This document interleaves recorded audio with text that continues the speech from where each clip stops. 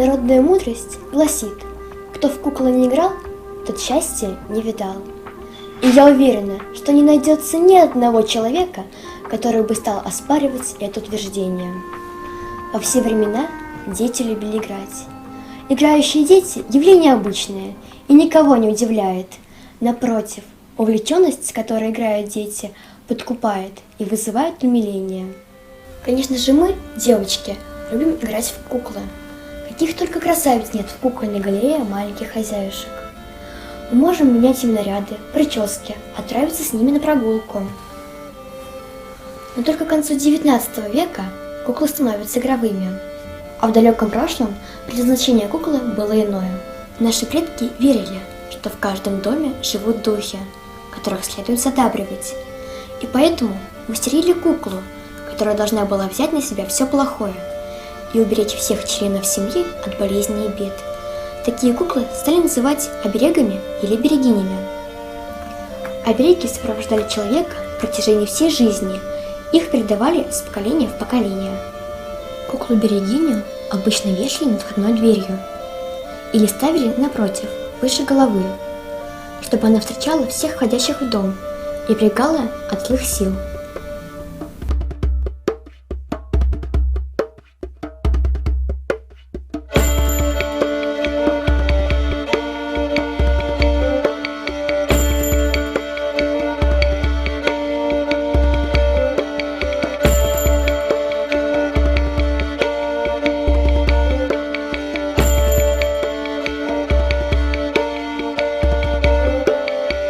Иногда в семье хранилось много кукол, потому что выбросить старую, износившуюся куклу было большим грехом.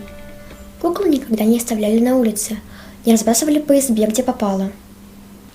В изготовлении кукол-оберегов не использовались режущие и колющие предметы. Считалось, что они могут ранить человека. Ткань и нити рвали вручную. Кукол делали в один присест, никогда не оставляли недоделки на потом. Но у всех кукол была особенность – отсутствие лица.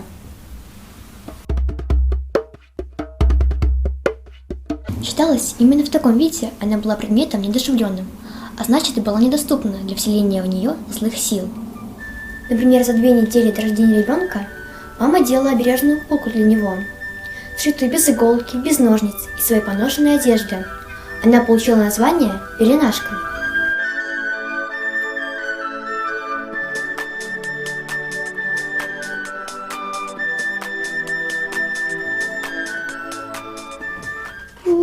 Люба-люба-лине, балине, те-люба-люба-ляка-баляка, монтёрынем превене, да монтёрыне дяроли, люшка, цецине лазоревая, голубая, бело-розовая, Ваня Дударь, Ваня горы, ты Володя, Володимир молодой. А сейчас я расскажу и покажу, как сделать обережную куклу-пеленашку.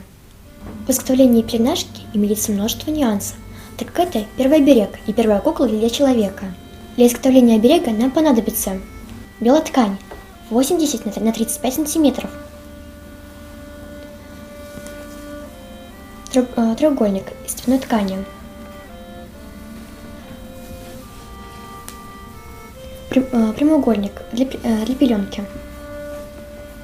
красная нить, узкие широкие цветные ленты.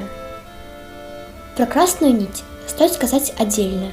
Дело в том, что она всегда считалась обережной, носящей в себе силу, которая способна охранять. Именно поэтому красной натуральной нитью связывались все элементы кукол на Руси. Белую ткань, основу для пеленашки, складываем пополам. Скручиваем в плотную трубочку.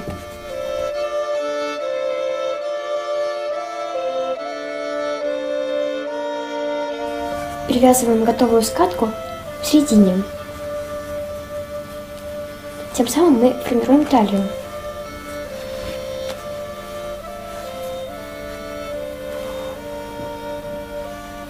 Тем же способом делаем шею.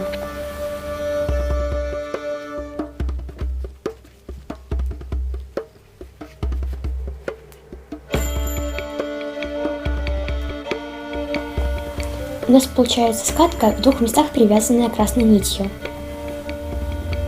Берем широкую ленту и повязываем ее на голове.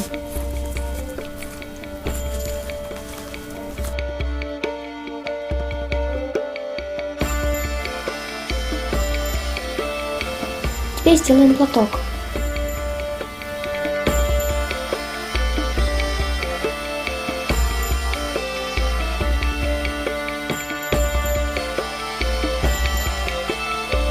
Теперь нужно запеленать нашу куклу.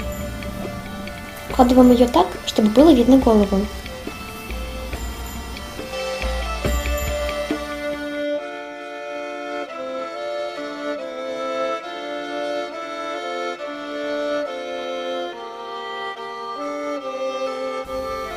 Теперь привязываем куклу красной узкой лентой.